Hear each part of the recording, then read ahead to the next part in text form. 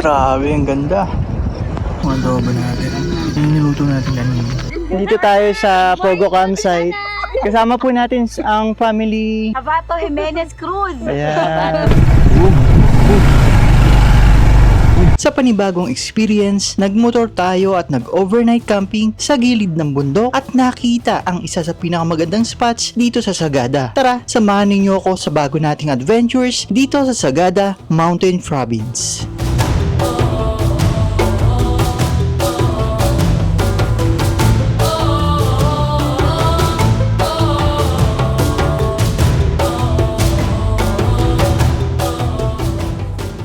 Maliban sa mga homestay at hotel sa Sagada, mayroon din sila dito mga campsite para sa mga turista na nagdanais na ma-experience ang camping. Sa ating pagbabalik sa Sagada ay pinuntahan natin ang Pog o campsite at dito nga ay nagpalipas tayo ng gabi.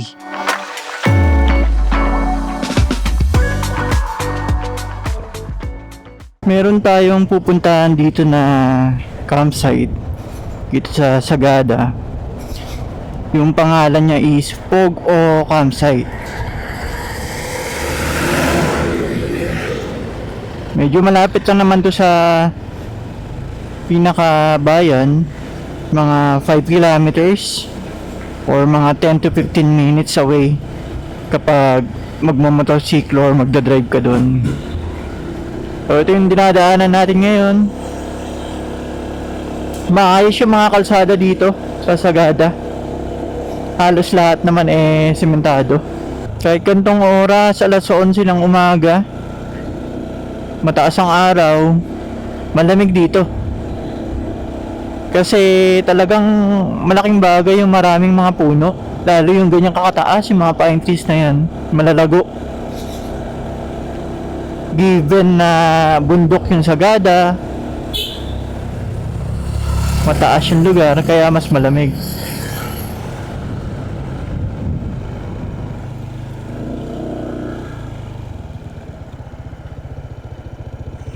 Ito nga yun. Ito yung Kaltipan.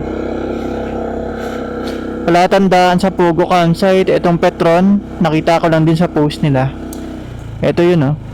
Pogo Viewpoint.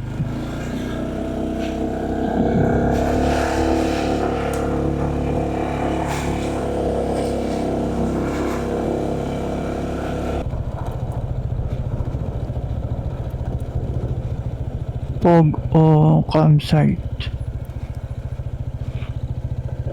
Ito. So, ito pala. Medyo hindi lang maayos yung signboard nila. Pero ito. Dito yun.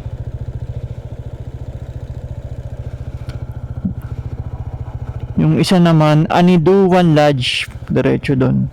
So, dito tayo. Try lang natin.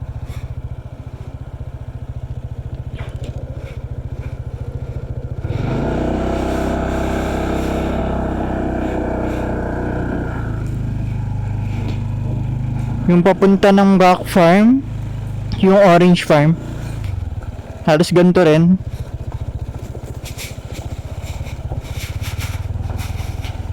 So kung hindi naman lupa, may mga bato-bato, kaya naman ng motor natin. Pero minsan madulas kasi pag malambot yung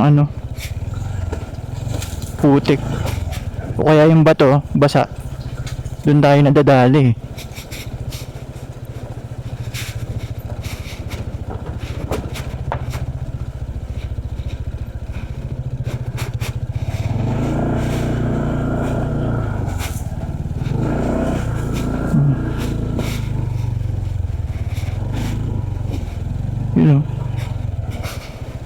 Yung ito yung Pogo Campsite.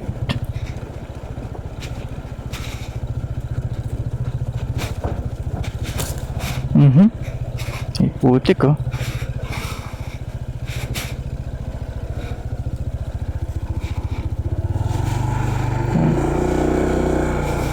Dahan tayo. Dali na naman tayo. Boom. Move. Uy. Kaya pala kapag ano daw, maulan, mahirap.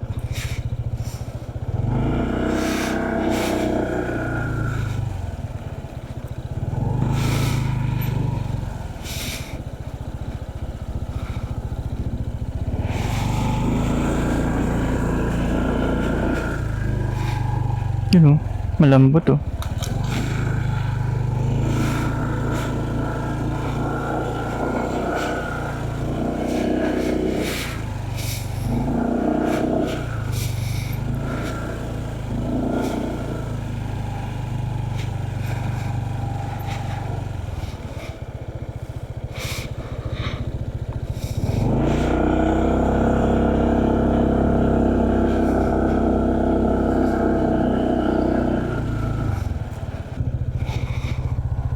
Yung motor dito.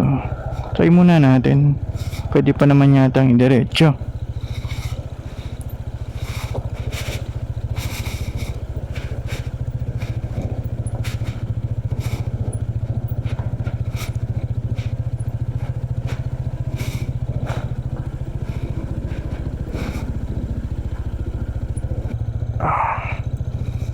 Tayo. Kaboom. Lubak.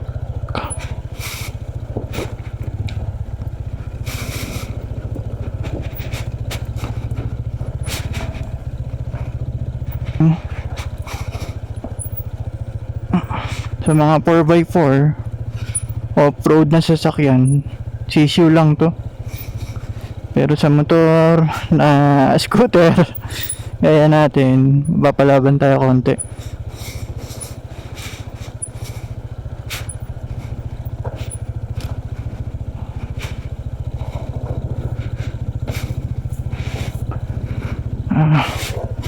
Ngalay. Ngalay din ah.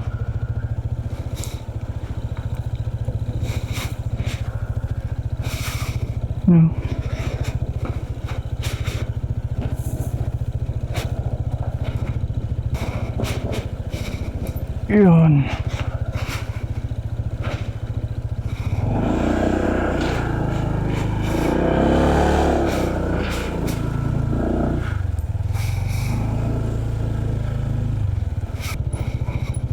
Yun, malapit na. Sana ito na.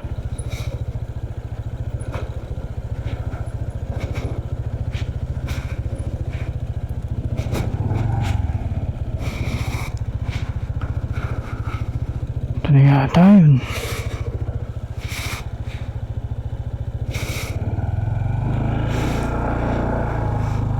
Morning, Pogo.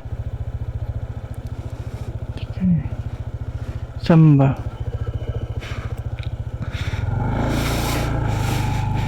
Yan.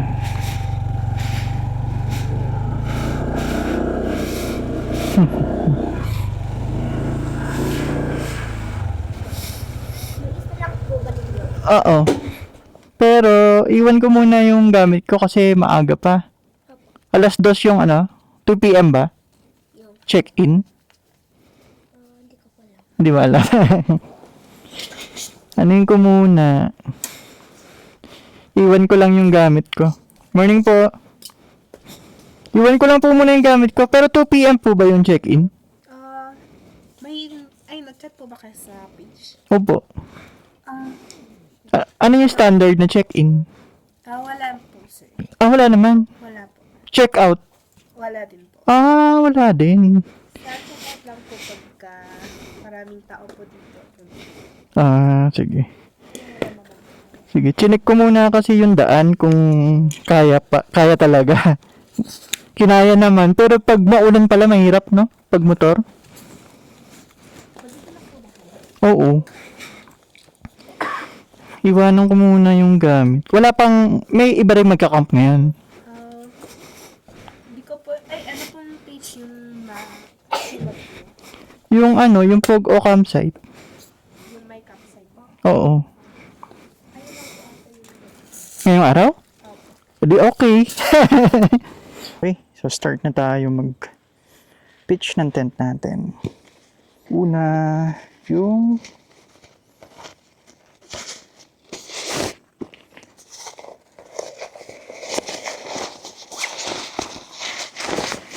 Okay.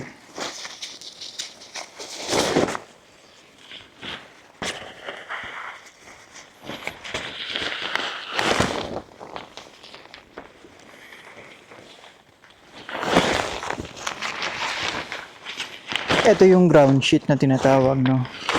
Dun sa mga medyo bago-bago pa sa mga camping-camping. Ground sheet, ginagamit yan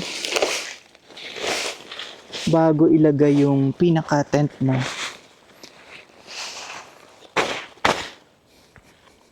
Nasa taas yung medyo makintab. Yan yung waterproof. Na side.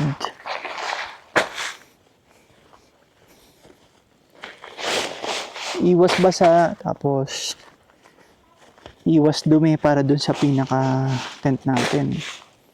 First time natin gagamitin yung tent. Ridge 2. So, tagal ko nang gustong magamit to para matesting nga natin. Hindi lang talaga ako matuloy-tuloy kasi lagi akong inuulan. Yung ulan, hindi lang simpleng ulan, talagang bagyo siya. Kaya kung minsan napupurnada, mas gusto ko syempre yung kahit pa paano maganda yung panahon. Although pang ano rin naman, pang ulan talaga to. All season naman siya, pero kung gusto ko talaga ma-enjoy yung lugar, gusto ko maganda yung panahon. Ito yung mga pegs niya. Solid yan, no? Makakapal yan.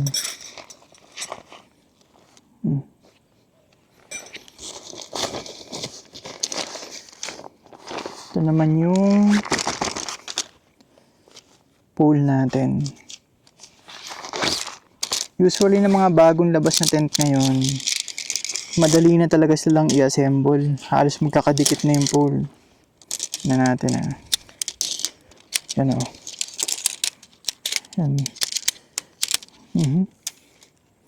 Idikit mo na lang yan sa mga dulo-dulo eh. Yan yung pinaka-skeleton nung tent natin. Next natin yung tent natin.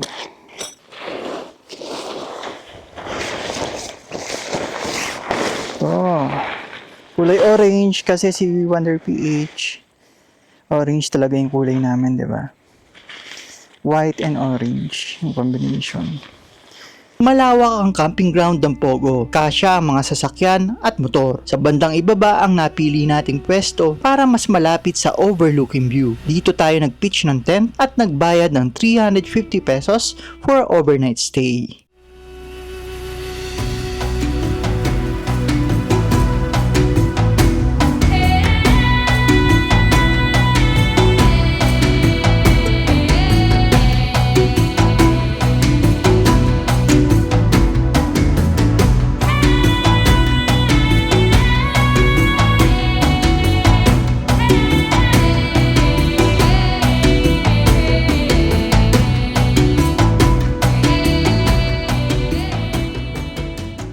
Luto tayo ng adobo. So ito po pala galing sa Sitio Pandayan sa Barangay Pusnaan sa Aguinaldo, Ifugao. Binigay po sa atin ito ng isang residente doon. So ito na po yung ginagamit natin sa pagka-camping natin. May bawang at sibuyas. Yung iba yata bawang lang okay na eh. Pero tayo gusto natin may bawang at sibuyas. Ito, pwedeng pitpitin na lang natin to. Yan o.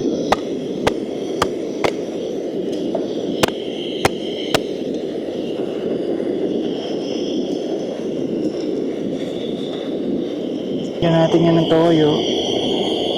Suka.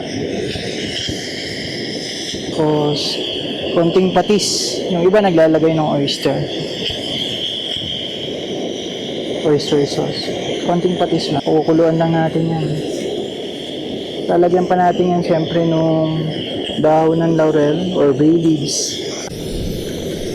Tapos, yung misis ko, mahilig siya dun sa sa sa saba, sa adobo.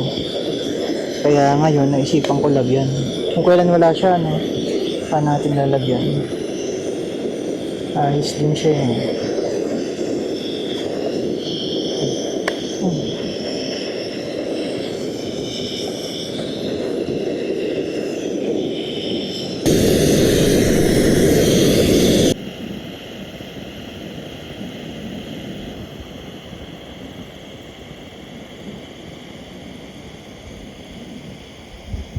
Yan.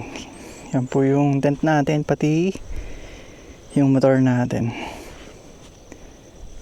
Sarap. Yun. So ngayon, nandito tayo sa Pogo Campsite, sa Sagada. Finally, gumanda rin yung panahon. Natuloy yung pagka-camping natin. Pakita ko lang sa inyo yung isang magandang spot dito pag mapupunta kayo dito. Ayun. Rice terraces dito. Bukas ng umaga, dito yung sunrise. Tapos, dyan din yung Sea of Clouds. So sana, ipagkaloob sa atin yung Sea of Clouds saka yung clearing. Lamig yung klima dito. Yun yung kagandahan dito sa Sagada.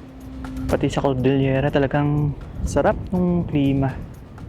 Nakaka-relax. Lalo na daming magagandang tanawin. Grabe, ang ganda. Kung pupunta po kayo dito sa Pogo Campsite, puntahan nyo ito kung saan nakaupo ko ngayon. Sobrang ganda. Sobrang ganda talaga ng view. Nandito ako sa medyo mataas na part, rock formations. Then kitang-kita mo dito yung buong campsite. And then yung rice terraces at yung napakalawak na bulubundukin dito. Ayan oh. Ito po yung sinasabi ko. So, kaunting lakad lang po yan mula dun sa pinaka-campsite natin. Ilang minuto lang yan. Puntahan nyo siya sa umaga or before mag-sunset. Saglitin nyo lang. Talagang ma-amaze kayo sa ganda dito. Hindi kayo magsisisi.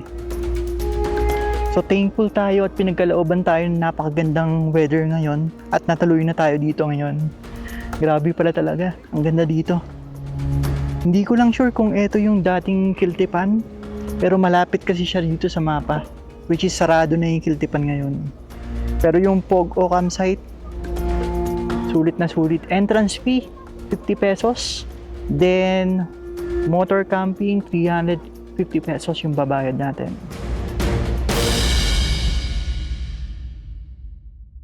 Pagdating ng takip silim, ay nagapunan na ako sa niluto nating adobo kanina. Mayroong bonfire dito sa taas at mabibilhan ng kape. Tumambay muna tayo dito at nagpahinga bago matulog. Sa umaga, madilim pa lang ay nagsidatingan na mga turista para sa sunrise watching. Dito kasi ay hindi na kailangan mag-trekking. Kailangan mo lang gumising na maaga at maghanap ng joiner tour sa bayan para mapuntahan ito. Ang day tour entrance ay 50 pesos kaya asahan na madami din ang mga bibisita dito lalong-lalo na during weekends at holidays.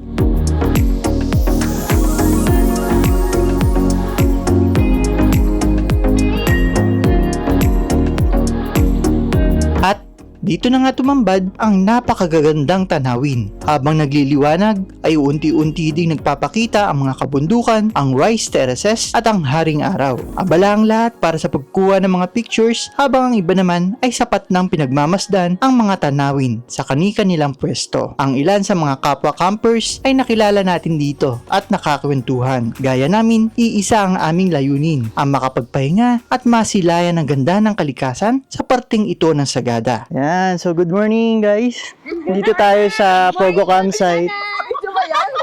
Kasama po natin ang family Havato Jimenez Cruz. Ayan. Jimenez Cruz. Mga taga saan po kayo? Manila. Iba-iba din. Manila. Bulacan, pero naka-temporary long term stay kami sa Sagada. Okay. Ako naman po taga Rizal. So nice meeting niyo po. Rizal. Ayan. So ilan lang po yan sa mga guests dito sa Pogo Campsite. Napakaganda po dito. Ang ganda po ng view. Sunrise. Solid. Ayan. Thank you, sir. Thank you po. Ayan. Mag-sunrise na. So, review lang natin saglit yung Pogo campsite dito sa Sagada. So, unang-una, yung tubig. Napakahalaga ng tubig. Malakas yung tubig nila dito. May source ng tubig. Pwede kayong magugas.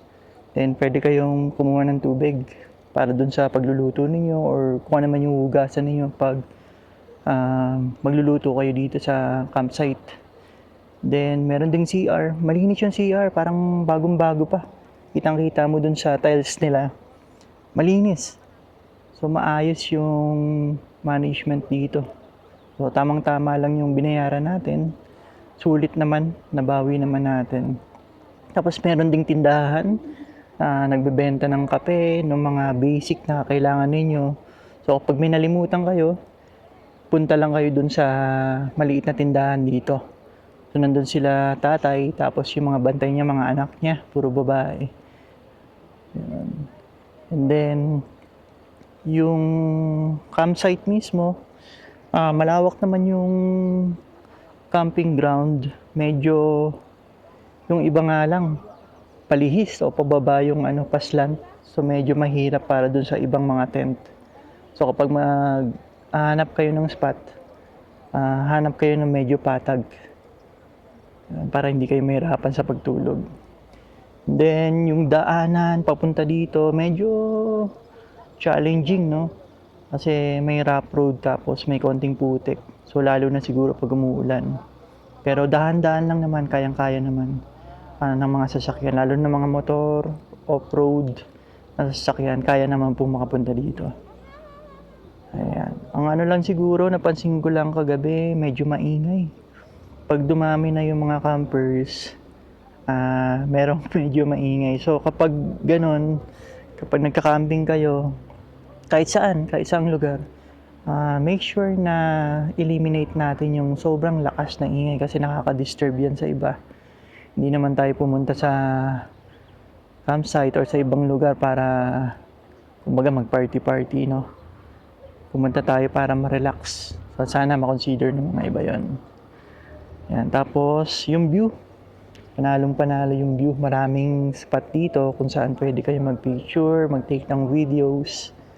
Sunrise, sea of clouds. Although hindi masyado makapal yung sea of clouds, pwede na rin. At least merong clearing din, no? Tapos, syempre yung sunrise, good weather. Yun yung pinakamahalaga. Yan. So, ayun. So, I think we're good. Maganda yung naging experience natin sa Pogo Campsite. May mga nakilala tayo dito na ibang mga campers galing din sa ibang probinsya at lugar. So, puntahan nyo rin pag napadpad kayo ng Sagada. Sa mga gustong ma-experience din ng camping sa Sagada, message Pogo Campsite sa kanilang Facebook page. Salamat sa inyong panonood. Abangan ang mga susunod pa nating adventure sa Sagada. Follow and subscribe sa aming YouTube at Facebook page, We Wander PH. See you on our next Sagada video.